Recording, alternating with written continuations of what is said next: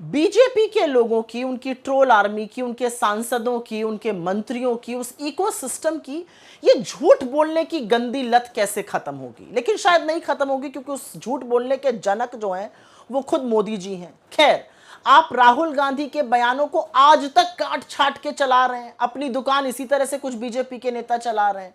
ये कब समझ में आएगा आपको कि राहुल गांधी के खिलाफ झूठ परोसने से, उनके खिलाफ नाहक आरोप लगाने से जनता नहीं खुश हो रही है, जनता आपके साथ नहीं है, क्योंकि जनता और लोग इस देश के समझते हैं कि इस देश का जननायक कौन है और कौन उनके साथ मुश्किल के वक्त में हर मोड़ पर खड़ा हुआ है। लेकिन क्योंकि झूठा आक्रोश दिखाया जा रहा है तो कुछ बातें बोलनी यहां पे जरूरी है। राहुल गांधी जी अमेरिका के दौरे पर हैं, वहां पर उन्होंने सबको समान अधिकार देने की एक बात कही। उन्होंने कहा कि हिंदुस्तान में सबको, हर धर्म, हर वर्ग, हर जाति के व्यक्ति को समान अधिकार होने चाहिए, और उसी क्रम में उन्होंने बहुत सारी बातें बोली। बीजेपी ने उसका एक वाक्य निकाला और उसको सिखों से जोड़ दिया। आपका झूठा आक्रोश क्योंकि दिख रहा है तो आपसे कुछ सवाल पूछे जाने हैं। कहां था यह आक्रोश जब बीजेपी के सांसद और इनके मंत्री पंजाब से आए हुए किसानों को, हरियाणा से आए हुए किसानों को, इस देश के तमाम किसानों को आतंकी, खालिस्तानी, मवाली, गुंडे कहते थे?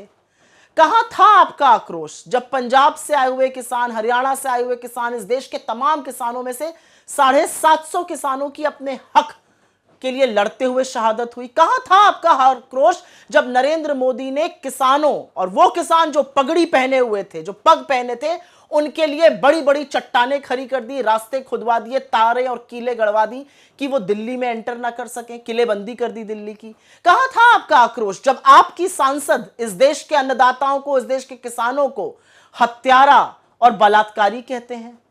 असलियत यह है कि राहुल गांधी इस देश को आईना दिखा रहे हैं, क्योंकि आज इस देश के हालात कुछ ऐसे हैं कि ट्रेन में बैठे हुए एक व्यक्ति पर हमला इसलिए किया जाता है क्योंकि वो एक वर्ग, एक धर्म से आता है, उसके साथ उसको थप्पड़ मारे जाते हैं, उसके साथ बदतमीजी की जाती है, वो बुजुर्ग है क्योंकि वो मुसलमान है।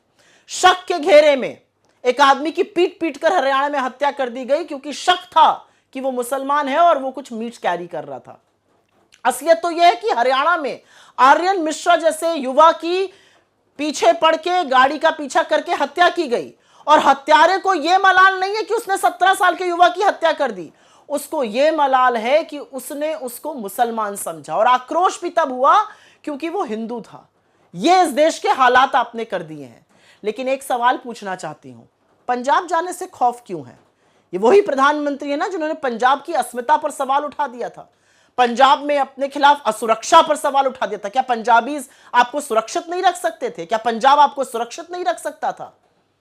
झूठा आक्रोश दिखाना, काट छाट के बयान चलाना, इस तरह की राजनीति का सहारा बीजेपी लगातार तब तक लेती रहेगी जब तक मुद्दों से भटकाएगी।